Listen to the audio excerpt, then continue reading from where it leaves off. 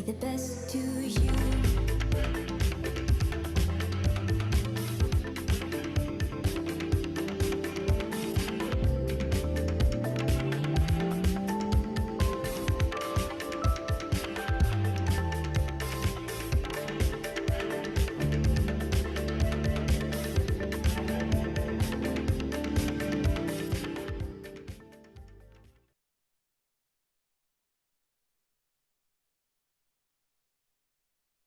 It's okay.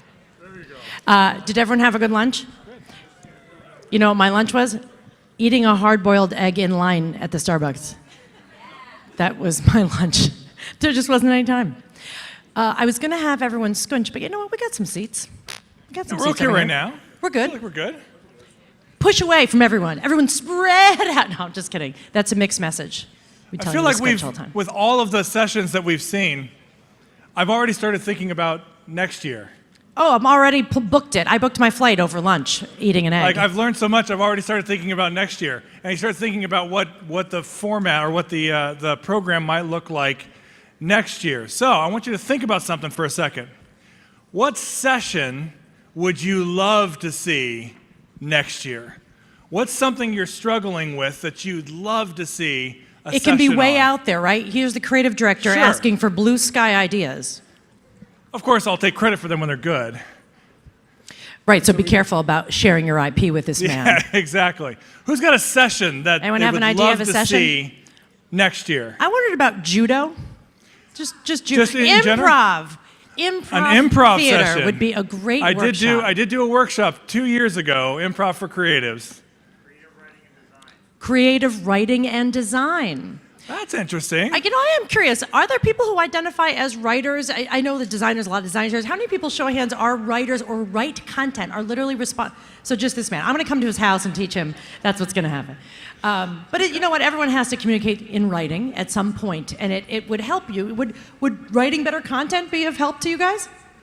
Yeah. I heard it, yes. Okay. A very joyless yes. Who else has a session they would love to see next year? I do want to say judo would be good, though. Oh, interesting.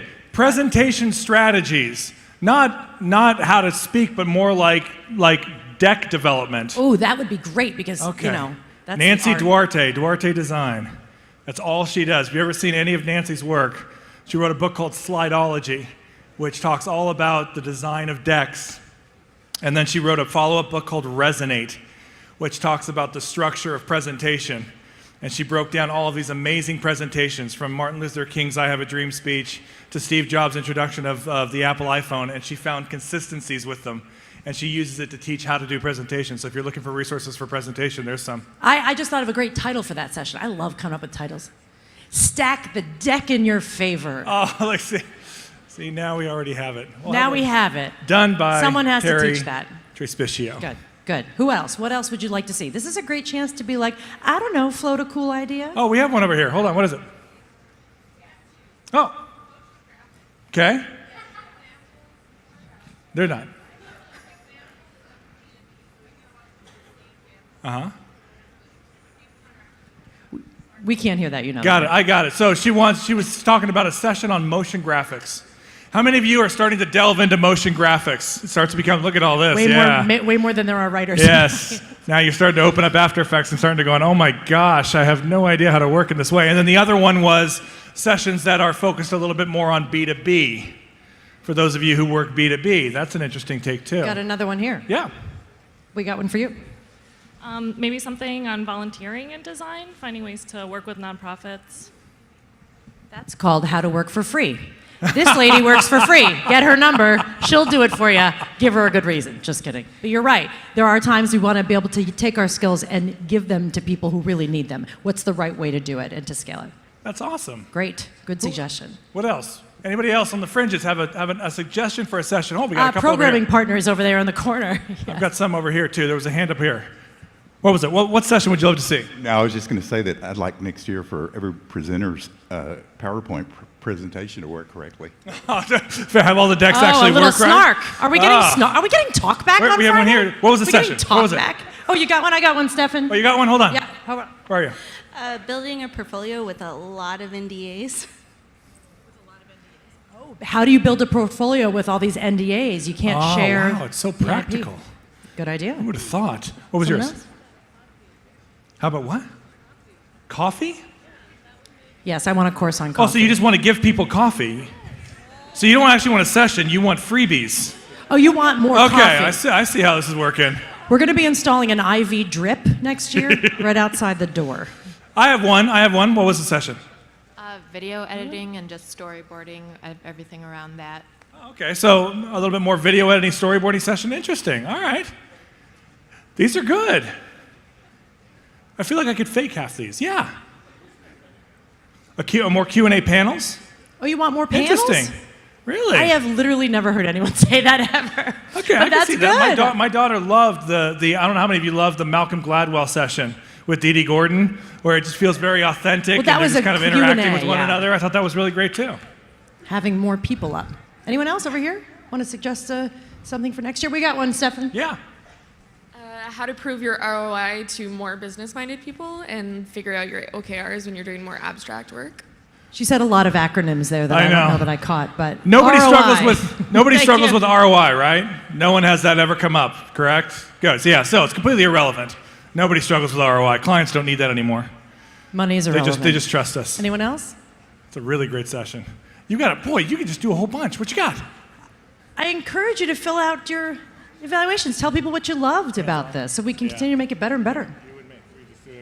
So Good. the suggestion was more hands-on workshop, like things that you can do and make, which would be awesome, right? How many of you went to Gemma's session? Any of Gemma's session, the hands-on expressive lettering? It was fantastic, and I know exactly how bad I am whenever I try to do any calligraphy. That's awesome. Yeah. Great. Thank Good. you. Well, Love thank those you for that. Thank you suggestions. for that. Helps us to understand a little bit better about where we could serve you guys. So we've got some surprises in store. Next up, you're going to see a really wonderful part of our show, something that we love doing every single year. It's the How Design Awards. So you get an opportunity to see some of the best work that has won that. And then we're going to hear a session where for those of you who love craft, who love handwork, you're going to enjoy our speaker who's coming up here after the How Design Awards. You ready to kick this off? We're ready. Let's do it. All right, let's rock.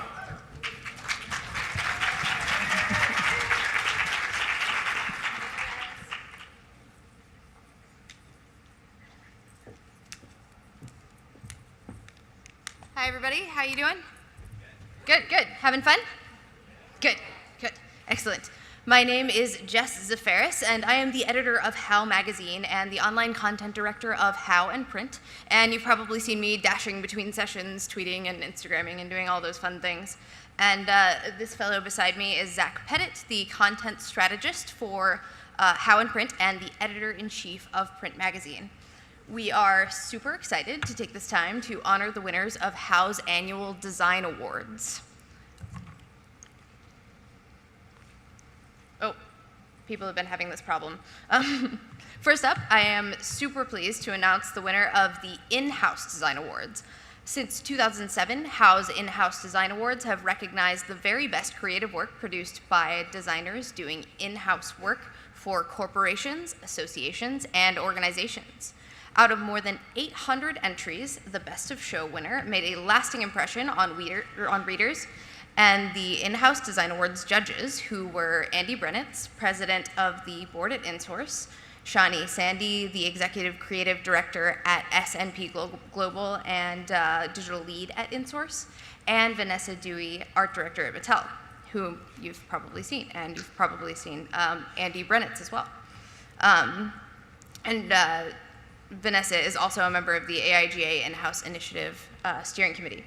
Also, in light of the How In-House Design Awards, tonight is the early bird deadline to enter this year's awards, so get your work in if you are an in-house designer and you've created something amazing with your team. In any case, this year, I am very proud to present this award to the design studio for the San Francisco Museum of Modern Art for its stunning redesign of the museum's visual identity. Do you guys want to come up?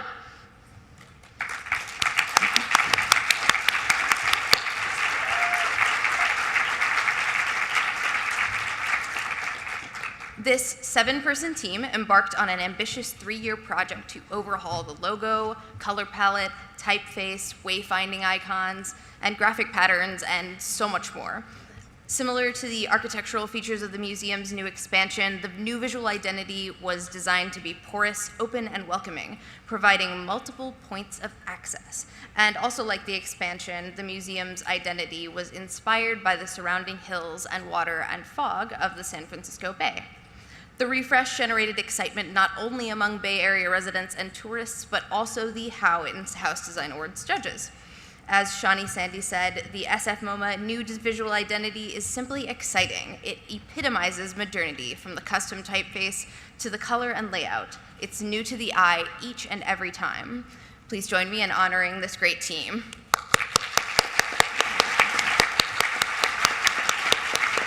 Awesome work, guys. So next up, we have the Best of Show winners for the 8th annual HOW Logo Design Competition and Awards, which began in 2008 and quickly erupted as a prestigious award that recognizes excellence in logo and identity design. In all, 20 winners were selected from among 1,200 submissions by Landor New York's Wally Krantz. The winners then went head-to-head in an online Reader's Choice voting to determine the Best of Show winners, one from the logo design category and one from the identity design category. There we go. This year's Best of Show and Reader's Choice winner in the logo design category goes to Cinda Media Lab for its redesign of the GUND logo. Would you guys join me on stage?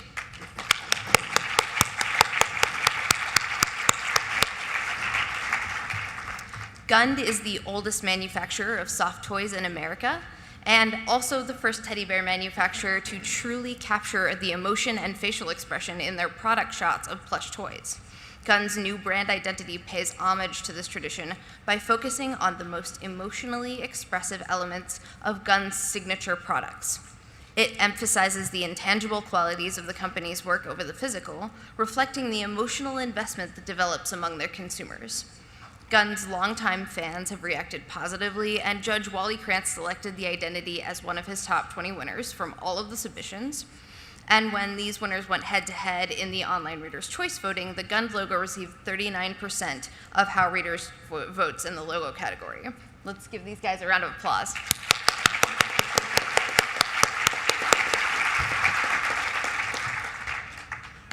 HOW readers also selected a Best of Show winner for the Identity Applications category of the HOW Logo Design Awards, recognizing logo designs in their larger context and across all media. This year's Best of Show and Reader's Choice winner in the Identity Applications category goes to Phoenix the Creative Studio for its refresh of the identity for Valier Bistro.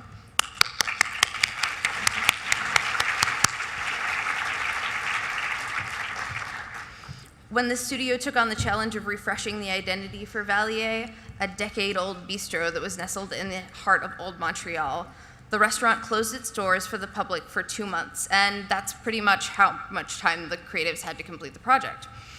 The firm succeeded in updating Valier's look in accordance with the restaurant's high-end but friendly and affordable feel, and customers were absolutely charmed.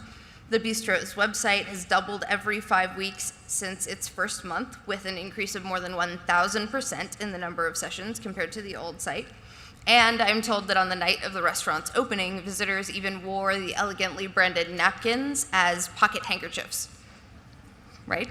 Valier Bistro also received high praise from Wally Krantz and also got 39% of readers' votes in the Identity Applications category. Let's give these guys a round of applause.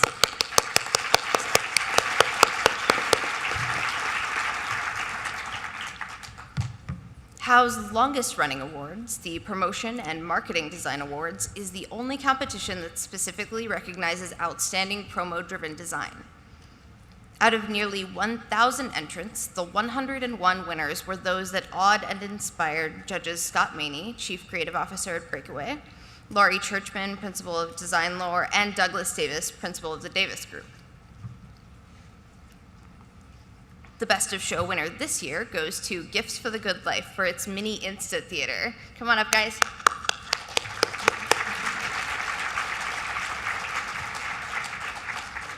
Run by Susan Turnock and Eric Kanofsky, this studio is known for its level of detail and moments of surprise and delight, creating layered gift-giving experiences at conferences, events, and launches, and campaigns for luxury corporate, fashion, resort, and sporting and entertainment brands.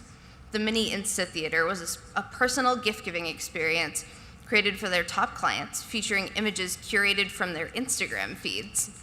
The team engineered, designed, and produced a portable movie theater complete with a tiny projector and snacks and a screen. As a result, NASCAR contracted them to create a series of Insta Theaters for their VIP summit centered on brand storytelling. And not only did it wow the recipients, but it also impressed the judges of the annual Promotion and Marketing Design Awards, who gave it Best Show due to its originality, concept, construction, and wow factor. Let's give these guys a hand.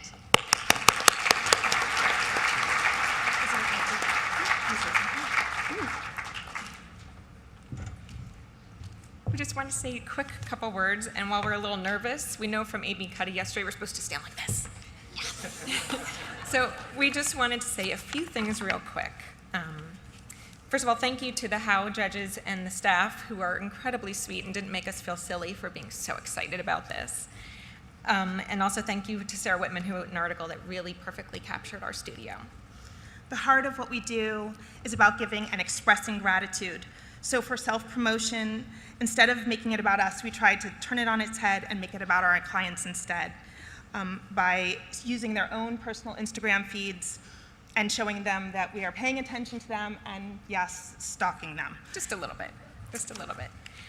We just want to thank our team back at our studio who's holding down the fort while we're here having an amazing time at this conference. And especially our third partner and special sauce, Nathan, who engineered our Instagram theater. And also to our families who allow us to go and inspire us to do all these fun things, like our 4 kids that we have together and my husband, Kevin. So thank you. Thank you. Thank you.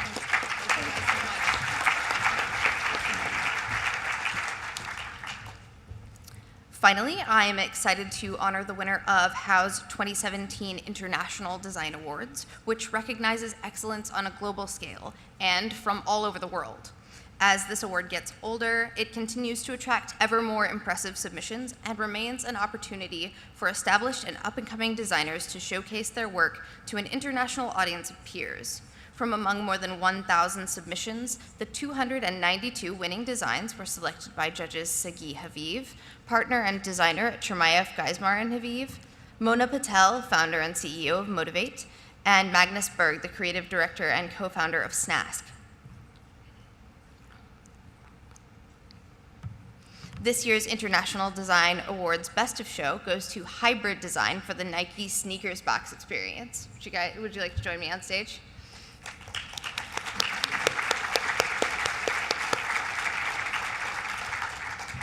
This project turned heads around the world. To celebrate the US basketball team going for Olympic gold, Hybrid partnered with Nike and animation and production company Golden Wolf to create a one-of-a-kind boutique retail experience featuring the Nike Air Foamposite 1 sneaker.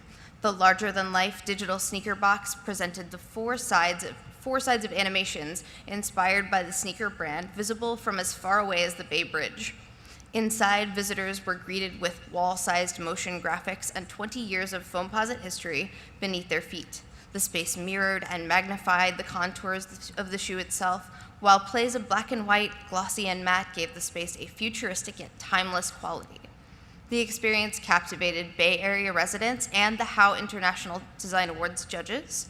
The project earned high praise from Judge Sagi Haviv in particular, who called it modern, fun, engaging, and completely tied to the brand.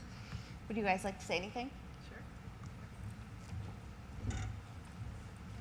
Hi, everybody. Put this down. I'm not used to holding awards and talking, or holding awards at all, even. I want to thank Howe and all the judges for the recognition. This is truly outstanding to be up here. It's wonderful. I want to thank my design team because I am so proud of the work that they do, and I'm so lucky every day to go to work with really ridiculously talented people. I'm ridiculously proud of them as well. A project like Sneaker Box uses all of the creative superpowers that you have.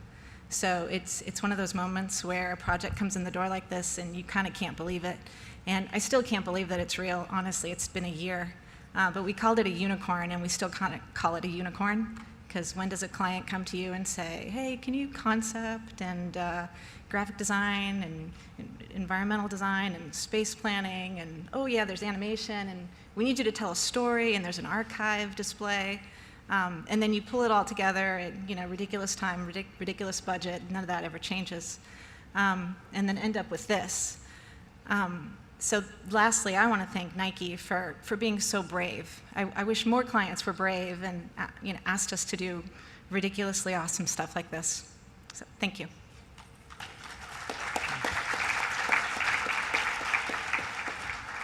I'll wrap with just a couple words about our partners, because when you go through like a wartime experience, you feel really close to them afterwards. It's easy to think of ourselves as these like creative design Rambos that have this like holy vision that we then execute with precision. And in reality, it doesn't really work that way, or I'm not very good at doing it that way. And it's because projects are really problems, and you need to have really smart people who know more than you about something around to solve all those problems. Back with this one, I used to say I have 99 problems, and the sneaker box is every single one. So we were solving problems every day, and the answer was never no for anyone that we were working with, including us. So I just wanted to say how grateful I was to them, and we're really just grateful for having a really awesome opportunity to make something like this. Thanks. Thank you.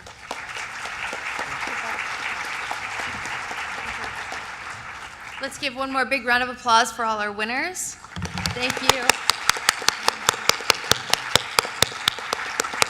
And next up, we get to hear from the great Kelli Anderson. Awesome. Thank you all so much.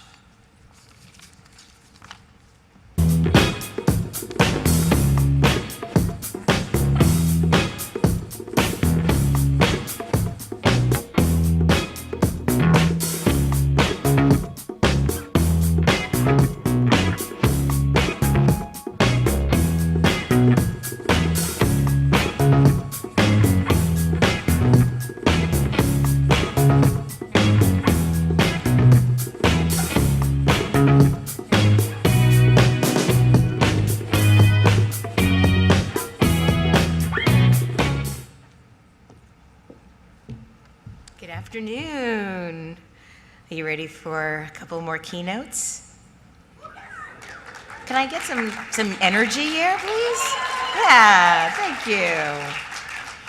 So Kelli Anderson, our next speaker, I think she revels in making things difficult.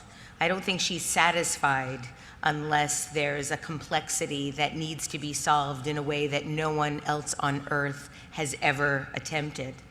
I had the opportunity of working with Kelli a couple of times over the last few years. One was for an exhibit at the New York Public Library where she was supposed to help visualize a list of books.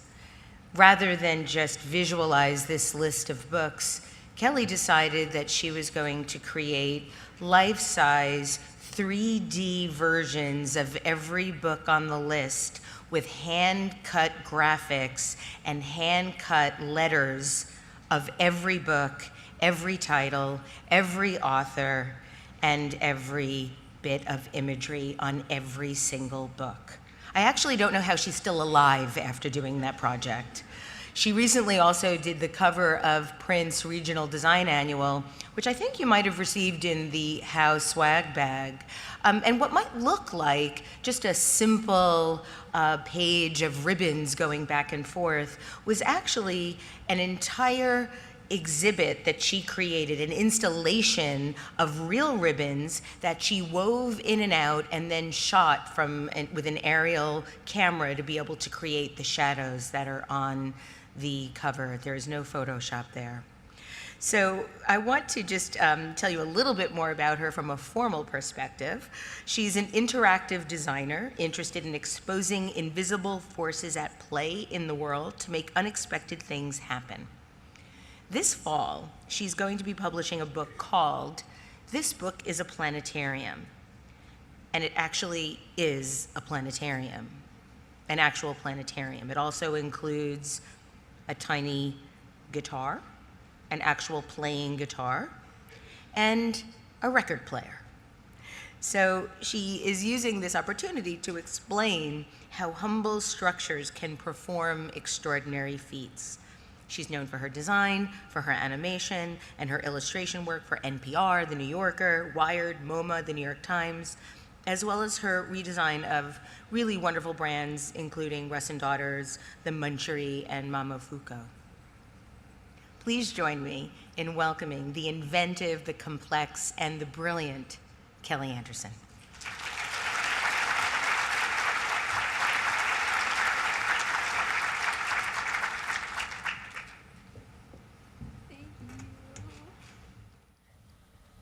Oh man, I have to live up to that intro now. How am I gonna do this, guys? Thank you so much, Debbie, for that introduction, and thank you guys for coming. It's so bright in here, but wow, there's like a lot of people. Yeah, I'm gonna concentrate on this. So my first slide always reminds me that my name is Kelli. Hello.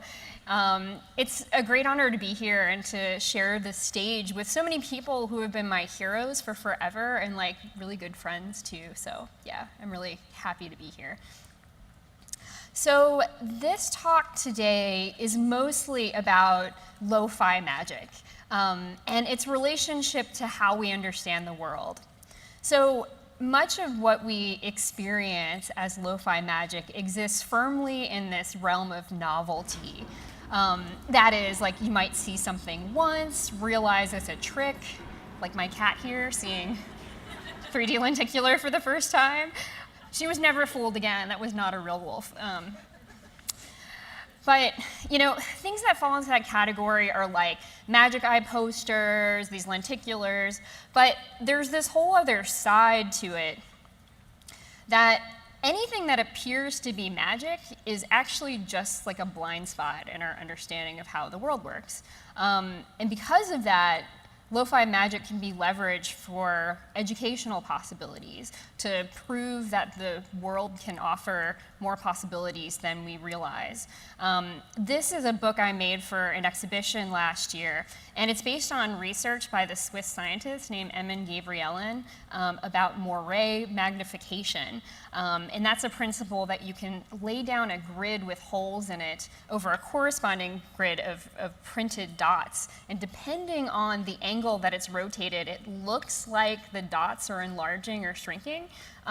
So technologically speaking, they're using this in all kinds of like tiny gauges to like show you numbers at larger scales. But for me, I was like, this is fun. You move it and it animates and you twist it and it zooms and it's magic. But it's magic that also tells us something about like how our brain's pattern finding mechanism works, that our brains are these powerful machines that can fill in the gap of like any information that gets like blocked. So thinking about things this way and like working this way helps me and hopefully helps an audience understand that reality is really like way weirder than we think it is. That what is actual, what's laying latent there in our materials is often way more radical than we dreamed possible. So to find these things, I like spend a lot of time like reading like super nerdy science research, like in Nature and other journals. But I also do like a ton of material experimentation. So I end up working in these super nerdy realms that I can't really explain or defend verbally so well. This is the cover for Print Magazine that Debbie mentioned earlier, which is based on a principle called optical mixing, which you've ever seen a Monet or Seurat painting you're familiar with. It's when two adjacent colors are automatically blended together by your eye and come together and make an image. And so I thought like, oh, well maybe I can do this by weaving these little ribbons of paper across an armature. So I built this armature of the US and started weaving paper strips across and like twisted them to highlight and hide different colors. And I was able to use that as a backdrop for the interior. This is the Regional Design Award, so each region had a different image. And for each of those different regions, we I collaged together different pioneers in the field and activists, a lot of people we don't know very much about. For example, this woman up here on the top right is named Dorothy Hayes. She's a woman from Alabama who moved to New York City and opened and ran her own design studio in the 1950s and 1960s as an African-American woman, and took a lot of young African-American designers who had no support, who didn't see themselves in the industry at all, under her wing and trained them. So there's all these amazing people that we can claim as part of our history as designers that are, not all super well known. And so that's like a treasure trove that I'm hoping to dig into a little bit more. But that was the first step.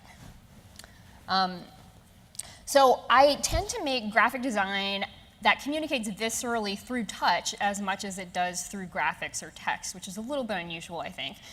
Because basically every project, I end up building at least some part of it physically and then like layering in different images and diagrammatic stuff using Illustrator later. And I basically do that so I can get at like other dimensions of experience. I feel that this label of lo-fi often implies like a less sophisticated experience. Like people are always, lo-fi, begs the comparison with hi-fi, and of course it's like less sophisticated in that way. But I found that like in working on graphic design projects, the opposite is true, that by activating touch, you're actually giving the audience multiple inroads into the work or a concept where they can consider it on many different sensory levels at the same time. This is a music video I made for They Might Be Giants, so it's a little bit strange. But I feel like it adds this richness, but just also engages a deeper part of us, like the way that our human hardware has been evolved to think and relate and reason over hundreds of thousands of years. This is that installation at the New York Public Library that Debbie mentioned, where me and a team of interns. I have to give the interns credit. We glued on all of these letters. But I found that the hand is smarter, more nimble, and more receptive to feedback than when the brain works alone. Things that can be like felt or prodded and tested and pushed and pulled will always be more engaging catnip for our brains, and will always like invite us to interact more than like the raw information of abstractions. Which is why when you present data to even a group of scientists, like it's usually not a list of numbers, it's usually in a scatter plot graph. As humans, we understand spatial, tactile, physical concepts just inherently. So knowing this, I often make entire projects out of paper. This is me working on the They Might Be Giants video. Everything was paper. I was like, yeah, I can buy a gingham tablecloth, but why? I can cut out squares too. And then like 5 hours of my life disappeared. Other times I use physical components but manipulate them digitally with code so that the physical materials can shine where they're strong, like in terms of how they blend and how they flow and like how they feel, like things that are really difficult to replicate digitally, but the digital component of it gives people this control over it, so it gives it this predictability. The vast majority of the time, I jump back and forth really rapidly between the physical and digital worlds, like with this crazy pop-up book that Debbie also mentioned. I end up making really rough prototypes by hand, but then I bring it into the computer when I have to figure out all of the math and the angles. Like Illustrator is just way better at like rotating things 30 degrees than like my hand is. But then I like bring it back out to the physical world to assemble it to test all of those assumptions that I made on the computer. The main project I'm working on right now is a pop-up book. I'm making these prototypes by hand. This is an early prototype for the planetarium. You kind of like slip a flashlight or your phone in there, and then it makes these constellations on the ceiling. So the process has been a lot of experimenting, because not only do the pop-ups have to function, they also have to work as objects that claim to do certain things. And so there's all of these interactive, almost like product design considerations. We're getting down to the wire now, but it's going to happen. Yeah, so more on that one later. But yeah, we tend not to expect anything from experiences like paper because we're so used to it being used in these very established ways. But I've found that like it's in those spaces where no one expects anything to happen where the best opportunities lie to really challenge people, just because they're not paying attention. Which I think is the true power of lo-fi, is that it offers this like potential for stealth revelations. And I learned this trick from the first big design project I ever worked on. It was all the way back when the Iraq War was waging, and we all thought like, oh, this is the end of the world, and we're so naive. But most of my friends had like zero hope for the future, and were like, okay, well, we need to do something. And a group of us just decided to do this crazy project. It was codenamed Because We Want It. And it was dreamed up by my friend Steve Lambert, who's an artist, and this activist group called the Yes Men. And it was executed by many, many people, including me. Early one Thursday morning, we blanketed New York City with an alternate reality, one that featured a more benevolent type of alternative fact. Where the Iraq War ended, Guantanamo Bay was closed. We had rail service that crisscrossed the United States. Appalachia got high-speed internet. The US government gave all the native land back to the people. We had economic policies that put the country back on the path to equity rather than driving people apart. And we set the groundwork for a more informed citizenry to keep this all sustainable. These are all just headlines, but the paper was very carefully written as a roadmap for progressive victories. And they were all achieved not through some heroic leader or because we had a new president, but through collective action and popular pressure. It was this little utopian simulation where everything we wanted in life came true. And we didn't use VR, we didn't use any kind of fancy technology, but we used the authority of this familiar morning time object, which we hacked. We dissected a New York Times. We found a style guide that someone like forgot to tag with like that, Google no index tag. So it was up on the internet. So we're like, oh, okay, there's the fonts and the spacing and how the paragraphs need to be laid out. And we put it back together again as this pristine counterfeit, depicting a utopian future better than our own and telling people how to get there. And we didn't bother telling the New York Times about these improvements we made. We just mass produced it. We silk screened these really cute newsboy aprons so everyone looked super legit. Got some U-Haul trucks, and then we put it in the hands of hundreds of thousands of unsuspecting commuters. It was just that easy. There were moments of stress. This was actually the fourth printer we went to because all the other printers were like, what is this project? And we're like, it's art.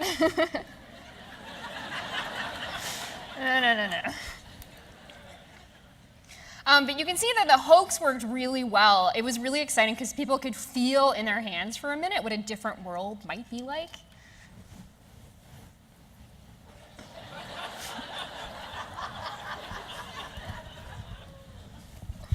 Everyone wanted to hand out in front of the New York Times.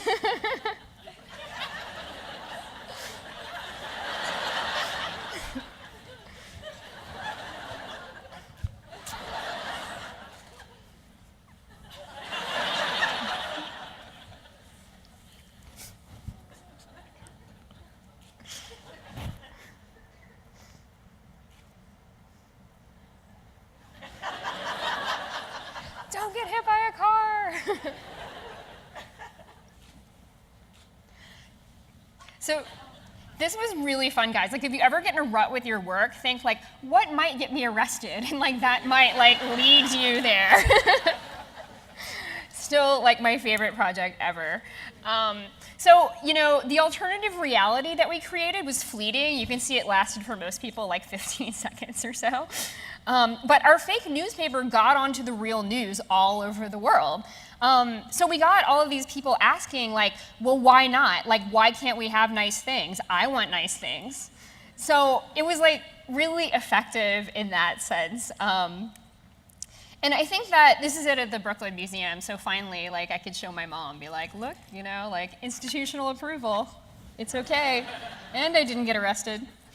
But I think that the people were so moved by it, why it seemed so surreal and cool, is because, you know, our footing in reality is still really anchored in physical matter. So, like, when everyday things don't behave in the way they're supposed to, it's just, like, really hard to argue with something you're holding in your hand, right?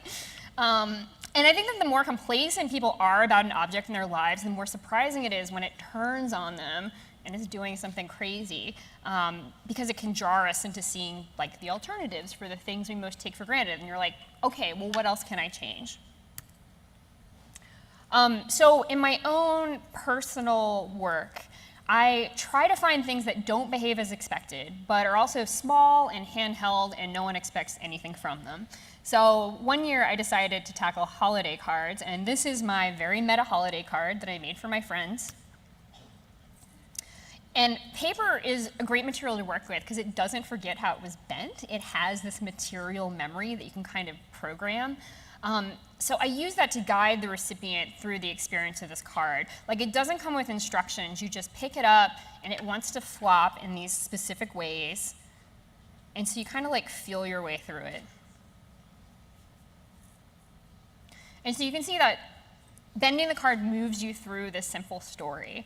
And the card's a story about itself. It's a 4-frame documentary about receiving this card.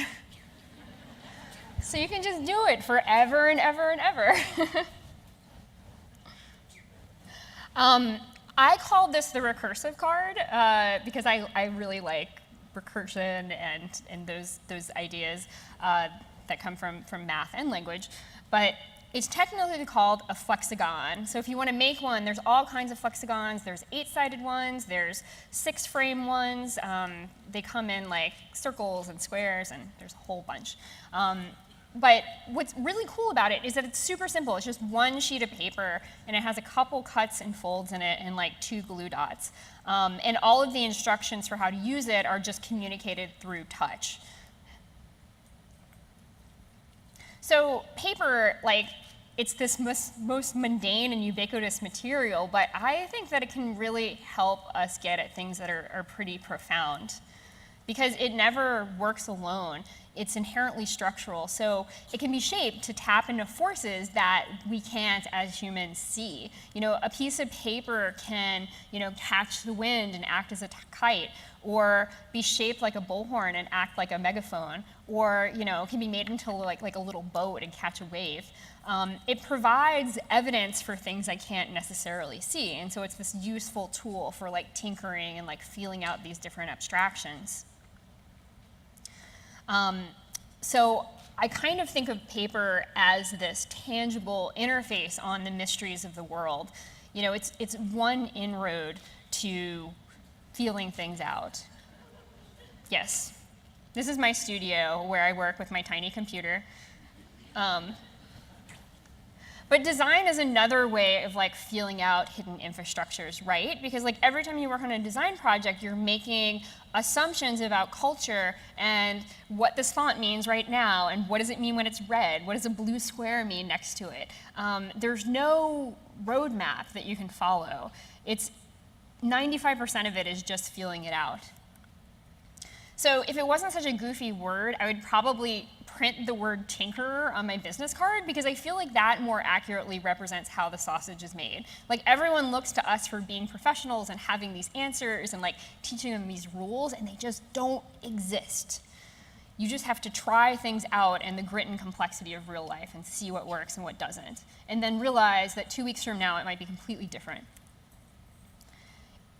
But what's great about this, because it's totally scary, being a professional in a profession where you have to like rely on your wits, is that there's this magic where what you're doing is showing just enough to prompt another human's brain to fill in the blanks.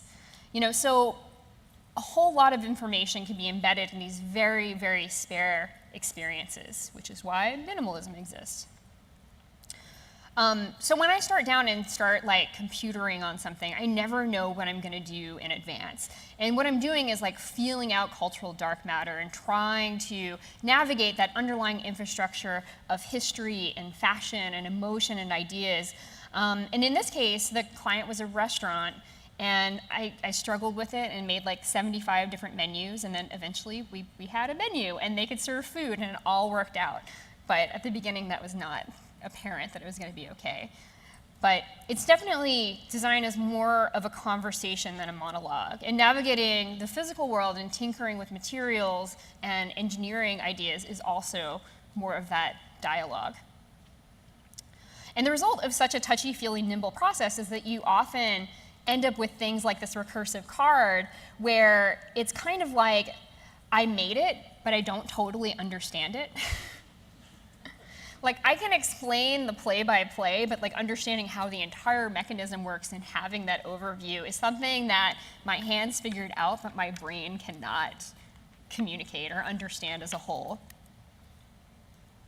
And if you want to be confounded by something that is really easy for your hands to understand, you should make a Mobius strip. Has anyone made a Mobius strip before?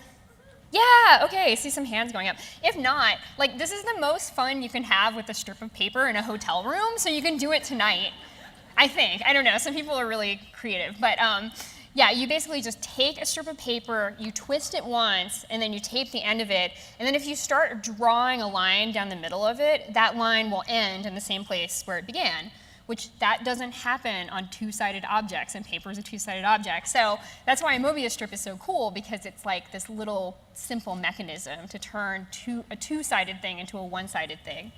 And it's my favorite example of a type of knowledge that's vastly easier to understand in paper than on paper. Like, this is what the Wikipedia article looks like explaining how a Mobius strip works. Like, I've studied a little bit of math, and I can't even get through like the first 2 sentences.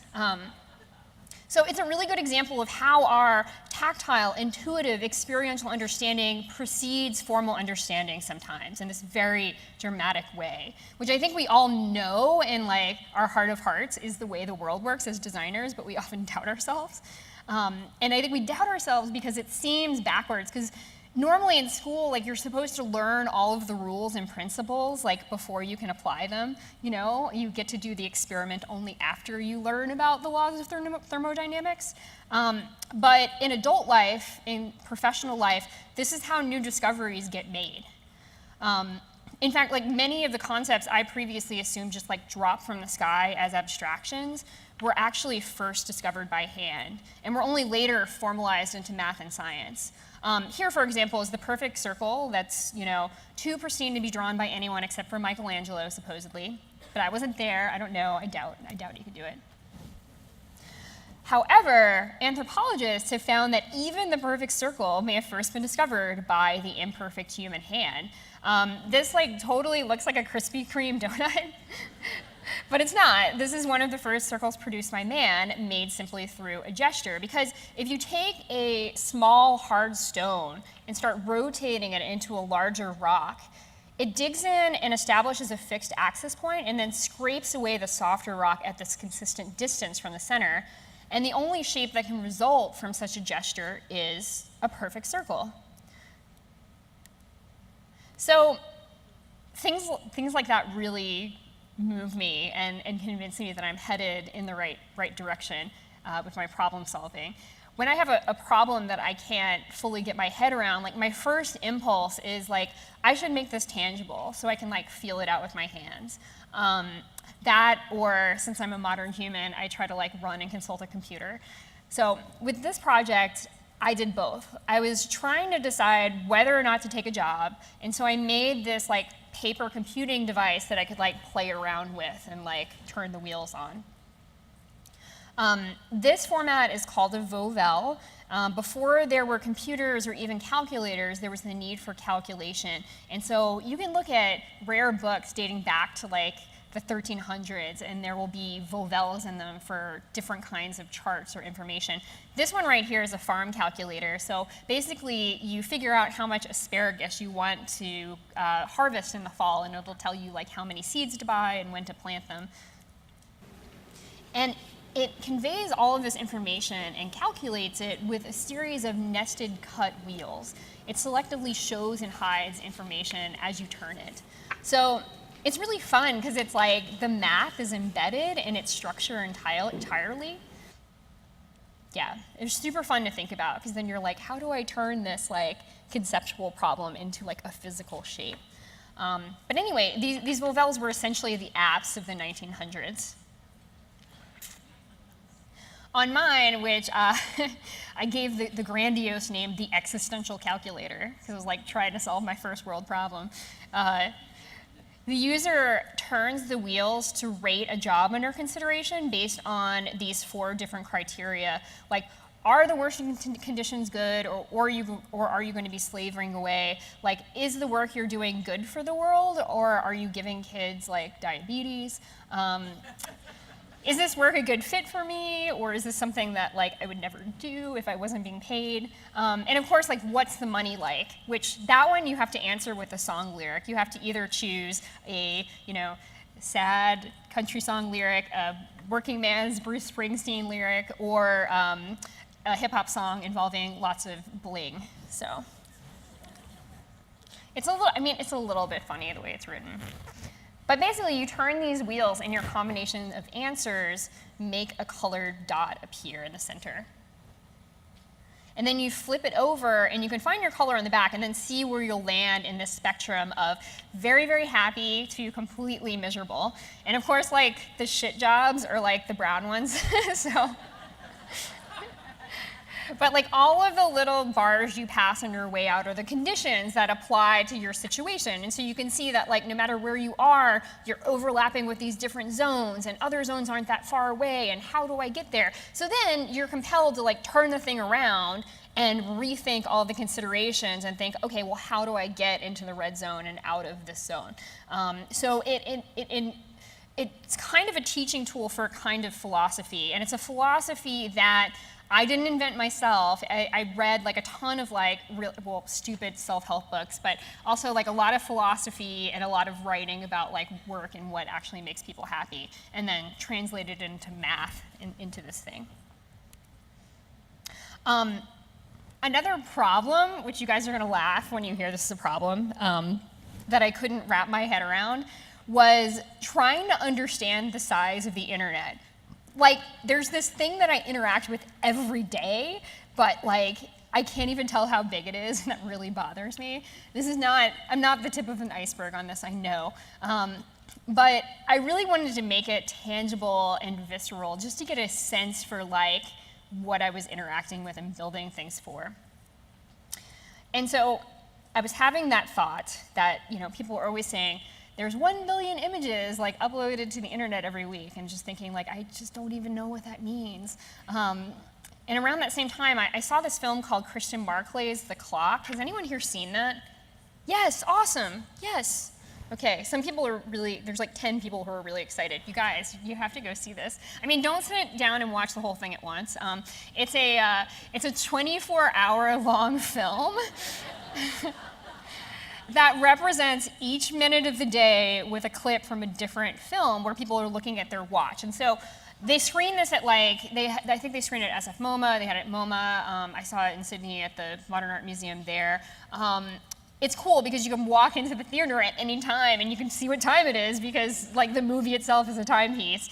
But it's also, it hit me that like what was so cool about it was that it showed us how big film archives are, right? Because, at 5 a.m., you'd have this blonde bombshell like rolling over and turning off her alarm clock, and then at 4:06, you'd have someone in Grand Central who was all stressed out about their train, and I was like, we've made a lot of film. Like, as humans, we've made a lot of film. Because it creates this false continuity out of all these discontinuous pieces, and just like proves the vastness of what's there. So I was like, okay, I'm going to do this with the internet. I am going to create a continuity out of all of the little pieces of my Google search results. So I decided to try to recreate the Eames's powers of 10. Are you guys familiar with that one? Yeah, okay. Graphic designers know the Eames. Okay, great.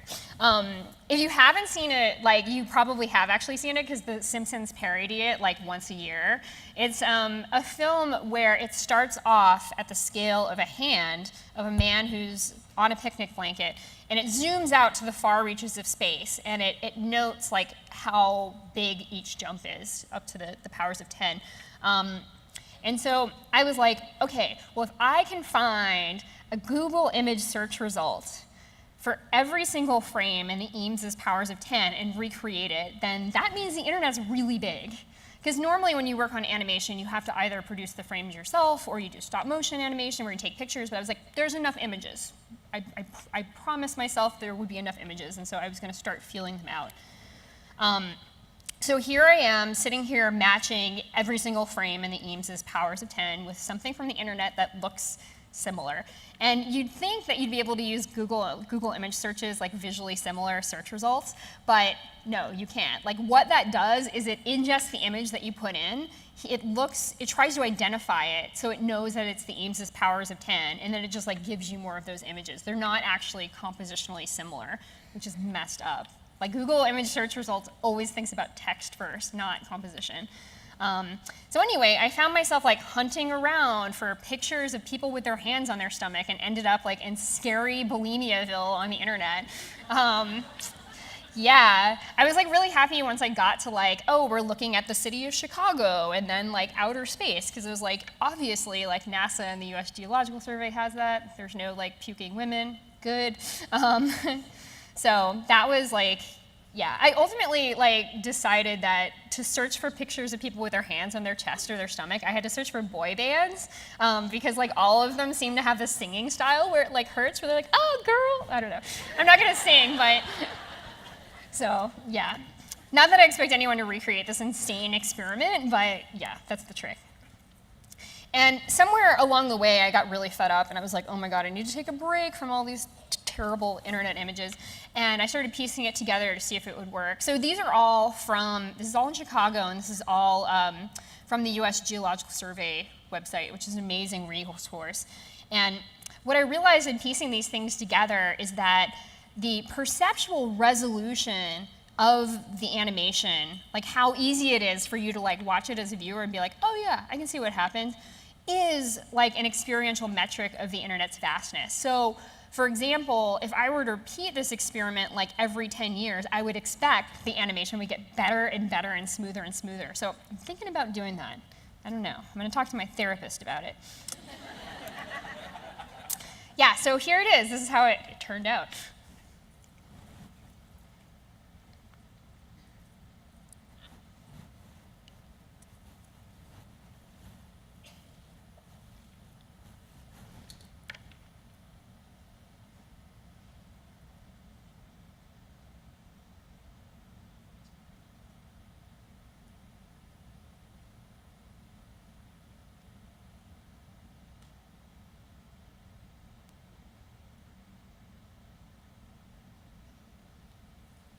The internet's big enough. Like, it's kind of followable, right?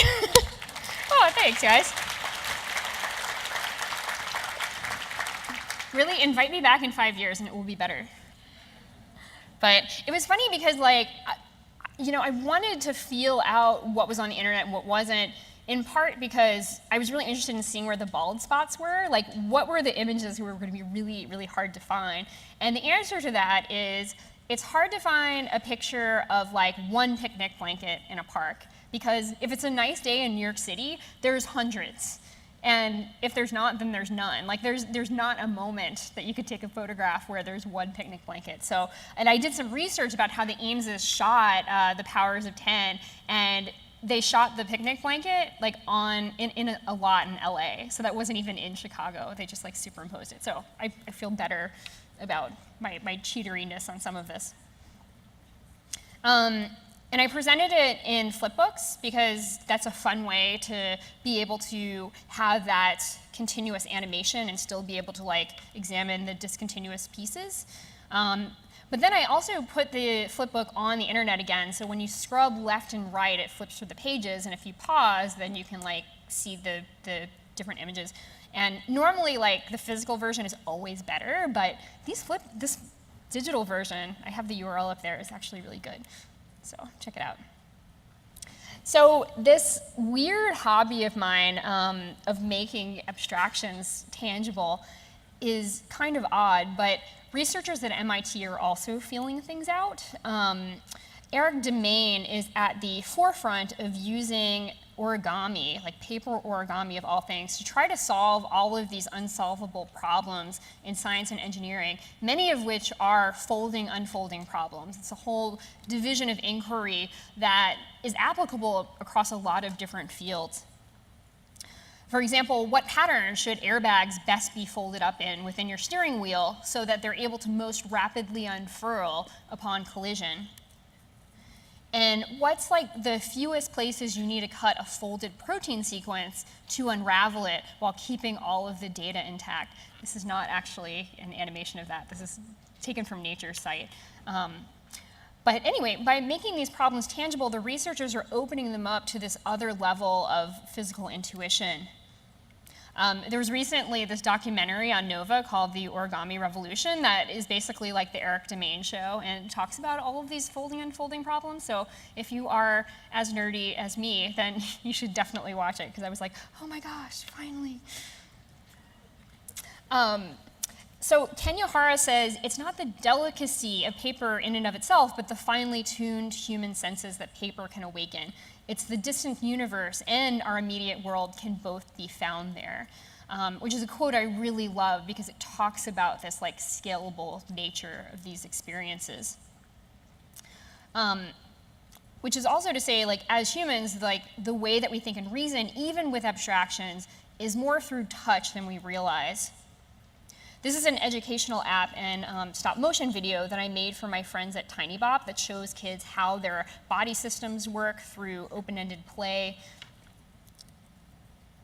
But when I was working on it, I realized that it's also like a really helpful reminder to adults that the nervous system isn't just the brain, that its sensors extend all the way outward to the outside world, and that the skin's a part of it. You know, that's the only place where our reasoning selves touches the outside world. It's the part of the nervous system that like tethers us to physical reality. So because I make work for a human audience, I consider touch and tactile thinking, even when the work's always going to be like trapped on the other side of a screen or just printed flat. So I make decisions like, okay, I'm going to leave in the strings, or I'm going to leave in the glue marks or the printing noise, because I feel like all of these things leave a breadcrumb trail of how the work was made. Kind of like when I go to the museum and like look at the brushstrokes in a painting and feel like I understand exactly what that person's hand was doing. You know, you're kind of leaving something that others can follow along with. So like when my hand is guiding this bird, it's kind of a stand-in for yours, because like we all have these memories of flying kites and like guiding strings and stuff. So all of these projects are not necessarily interactive, but I like to think that they're all sneakily interactive. Recently, my work has taken a turn for the more overtly interactive. And this is the project that really got me hooked on making things that are not complete until another human being holds it in their hand and fiddles with it. So some friends of mine approached me to make their wedding invitation, and since they love music, and since we all obsessively watched Mr. Wizard as a kid, I thought, well, wouldn't it be cool to make a very simple paper record player rather than like a respectable letterpress thing that, you know, everyone kind of expects. What we saw in Mr. Wizard was him rolling up a cone of paper and taping it shut and taping a needle to the end of it, and that's all he needed. He was able to demonstrate how you could play a record on TV with just those simple materials. So I remember seeing this as a kid and it totally blowing my mind, and Karen and Mike had that same experience. So yeah, we were all set. We were going to make a paper record player wedding invitation. But then I was stuck with the reality of like grappling with it and actually making it work. So like I needed to find a spindle that was the exact right girth to like act as a spindle for a record so it wouldn't wobble. I had to find needles that would like fit in the grooves. And I started calling paper suppliers looking for the paper that had the best audio properties, which they thought I was crazy. Pro tip though, if you take a piece of paper and you shake it and it makes a lot of noise, like it has good audio properties. Like letterpress paper and soft things like that, not so much. Meanwhile, Karen and Mike made this really adorable song inviting people to the wedding, and we put it onto a flexi disc, which is like a really cheap, terrible record made of acetate. They used to come in like, you know, Rolling Stone and Maximum Rock and Roll as like sort of like freebies when a record label wanted to promote a specific single. And we used a clear one and had the couple printed on it in black. As you can see, there's like a color corresponding image underneath it. And that way, every time someone turned it, it completed the picture underneath. So here you turn it, and like there's Karen and Mike playing music together, and turn it again, and here they are like baking pies and grilling, which they both love. And then finally growing old together in funny old person clothes. So like this is cute, and like it was fun like drawing a funny caricature of my friend, but like the real purpose of this was like we had tested everything and everything worked, but at some point we just had to order all of the supplies and hope that like everything came in and still worked. So I was like, there's a good possibility that like this is just gonna be like a little turd the picture activity, that it's not gonna work as a record player. So I basically did all of this cuteness as like a fallback mechanism. But it did, it actually worked, and here's how it works. People get it. There's this page that tells you to tint it up.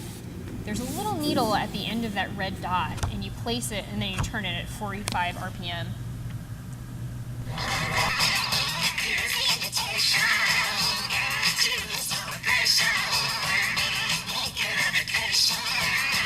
Make it a vacation. You need it one anyway. A happy birthday getaway to meet up on our special day and say. That was the real song at the end, just for comparison. Definitely lo-fi, but it did work, so that was super exciting. Yeah, so I made that and I put it on the internet, and people were really, really super excited about it. And so I thought about it for a while. Sorry, I wasn't supposed to go forward that fast. I thought about it for a while, like, what should I do with this project? Because there were like German wedding invitation manufacturers who were like, we want to buy this patent from you. And I was like, this is kind of a special thing for my friend. That doesn't seem like the right thing to do. I'm also like, just kind of stupid about money. But I was like, no, there's like something philosophical here that's like better. And like that should be the thing that leads me to more work. You know, like that's the reason to make this project. So I fretted over it for a few years. And then I've spent the last couple of years now like trying to teach myself paper engineering and engineering to make other similar pared down minimalist paper gadgets.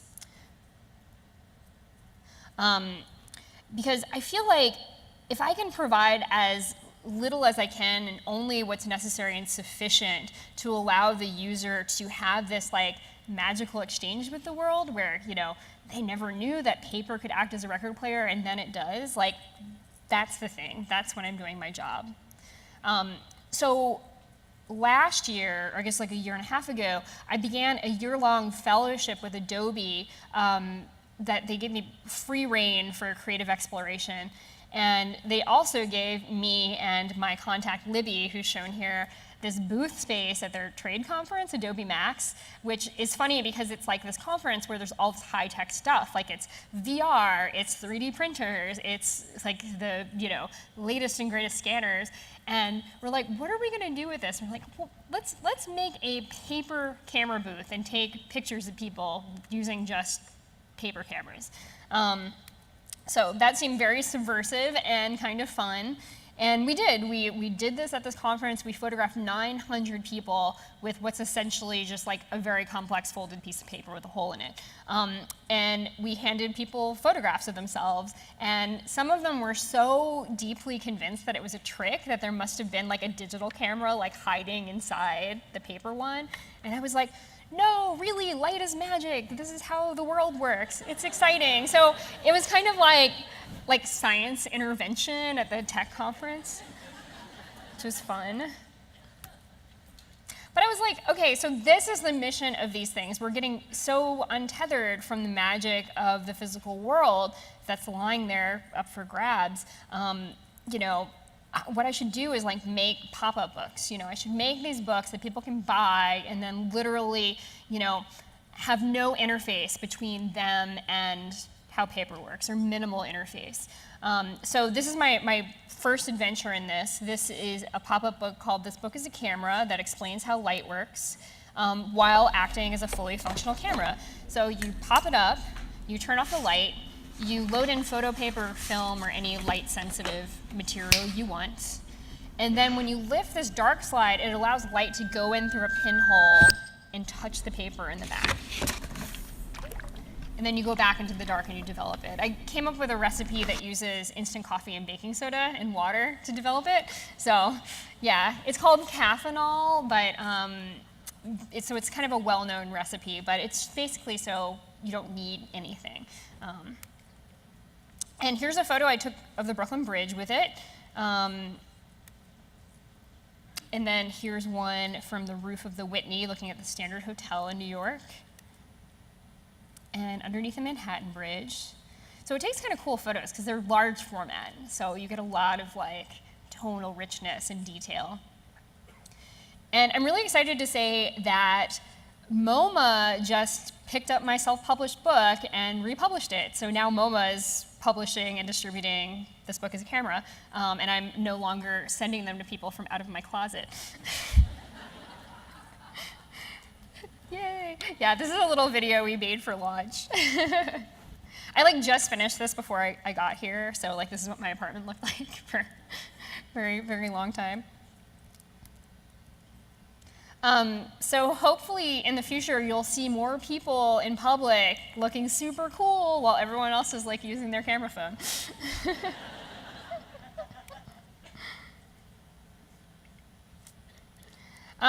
So my goal with these books is to reveal what's hiding in plain view in the world and just make those things accessible and touchable to people. So people know that like even in the simplest materials there's potential. I showed a tiny bit of this in the introduction. This is the last thing I'm going to show. But I've been working on this pop-up book for several years that covers like many different concepts about the relationship between structure and function. And this book is a collection. It's not just one thing like the camera. There's 6 of these interactive tools that rise up out of the book and provide tangible demonstrations and explanations of these things that are otherwise abstract and distant. It's called This Book is a Planetarium, and does have a tiny planetarium in it. And it asks my favorite question of what can paper do, and then makes the case for this kind of minimalism by making sound and projecting light. And it's being released by Chronicle Books September 26th, so I'm really excited about that. So this is me sitting at home assembling prototype, probably number 500 of this thing. And so you can see all of the devices in it.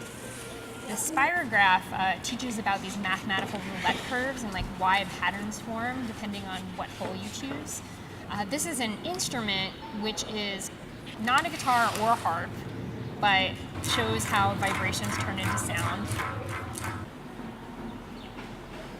This one's kind of boring from a pop-up perspective, but it's a decoder ring and a perpetual calendar, which explains the structure of Gregorian time, and then also like basic cryptology, so it shows like how your computer encrypts things in the most basic way.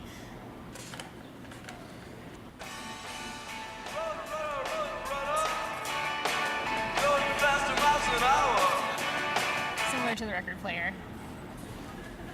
The planetarium was obviously like the most exciting thing in the book, and also from a pop-up perspective, like I didn't know this going in because I didn't start as a pop-up engineer, but a dome is like the hardest pop-up shape to build, and so yeah, I'm pretty proud of that one. So basically, I'm making these things as a more accessible way at getting at this for people who approach the world tactily and people who don't have a PhD in math.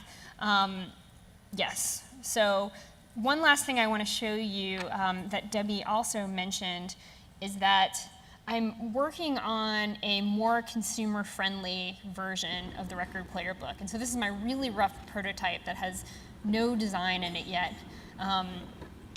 But I've modified it so that the needle's on the horn now, which pops up and like drops, like a record drops on a real record player. Ted Nugent's ranch. really drove around on ATVs, fired bows and arrows into trees, and then played Catch, Scratch, Fever 600 times. That's Conan and I O'Brien bailed talking hay. about It was Ted the Nugent for some reason. But yeah, like the gearing ratio like helps even out the spin, so it's like easier to like get like a good result and like good sound from it. So I'm really excited about that. That's gonna happen soon too. All right, so I'm totally out of time. I'm over time, but I'll leave you with my favorite lo-fi magic things. This is like New York Magazine's approval matrix, where I laid out, you know, the mid-brow and highbrow things that I, you know, am really inspired by, ranging from things that are really transparent that you can basically take apart and understand how they work, to things that like end up in the what the fuck area of like, I will never understand how a Mobius strip works. I've just like accepted that in my life. But it's interesting because like I started working on this paper technology, and like other people are too. Like this thing right here called the foldoscope. There's a researcher at Stanford named Manu Prakash who has developed a really, really cheap paper microscope with the idea that science can get better even with well, science can be enabled by really, really cheap equipment, because then we can gather a lot of data from a lot of people all over the world rather than relying on the elite people who have like a really expensive equipment. And so he's sort of actively testing out this theory now, which is really, really exciting. Also, that's where I am on the internet, on Instagram and stuff. So thank you guys so much for coming.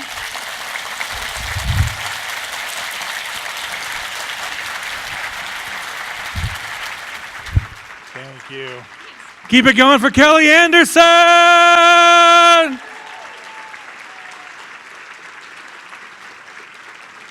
So what did you make last week? I had a banner ad, I don't know about you. How awesome is that?